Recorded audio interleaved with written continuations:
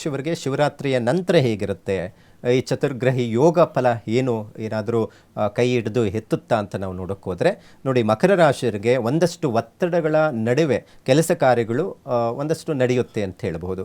ಒಂದಷ್ಟು ಕೆಲಸಗಳು ನಿಧಾನ ಆದ್ರೂ ಕೆಲಸ ಹಾಗೇ ಆಗುತ್ತೆ. ಮತ್ತು ಒಂದಷ್ಟು ಗುರುಬಲ ನಾವು ನೋಡ್ತೀವಿ ಯಾವಾಗಲೂ ಅಷ್ಟೇ. ಮಕರ ರಾಶಿಯವರಿಗೆ ಪ್ರಸ್ತುತ ಗುರುಬಲ ಇಲ್ಲ. ಜೂನ್ 1ನೇ ತಾರೀಕಿನ ನಂತರ ಗುರು ಬದಲಾವಣೆ ನಂತರ ಸಪ್ತಮ ಸ್ಥಾನಕ್ಕೆ ಗುರು ಬರ್ತಾನೆ. ಆದರೆ ಈ ಶಿವರಾತ್ರಿ ನಂತರ ಚತುರ್ಗ್ರಹಿ ಯೋಗ ಫಲಗಳು ಅಂತ ನಾವು ನೋಡಿದಾಗ ಈ ತಿಂಗಳಲ್ಲಿ ವೃತ್ತಿ ಜೀವನದಲ್ಲಿ ಇರುವಂಥವ್ರಿಗೆ ಒಂದಷ್ಟು ಸಮಸ್ಯೆಗಳು ಉಂಟಾಗುವಂಥದ್ದು ಇರುತ್ತೆ. ಅಂದರೆ ಕೆಲಸದ ಒತ್ತಡಗಳು ಜಾಸ್ತಿ ಆಗಬಹುದು. ಸ್ವಲ್ಪ ನೋಡಿಕೊಂಡು ಏನೇ ವ್ಯವಹಾರವನ್ನು ಮಾಡಬೇಕಾದ್ರೂ ಆಲೋಚನೆ ಮಾಡಿ ಮಾಡೋದು ಒಳ್ಳೆಯದು. ಮತ್ತು ಅದರ ಜೊತೆಗೆ ಕಲಾಕ್ಷೇತ್ರದಲ್ಲಿ ಇರುವಂಥವ್ರಿಗೆ ಉತ್ತಮ ಅವಕಾಶ ನೋಡಿ. ಸಿನಿಮಾ ಕ್ಷೇತ್ರದಲ್ಲಿರೋರಿಗೆ ಒಳ್ಳೆಯದು.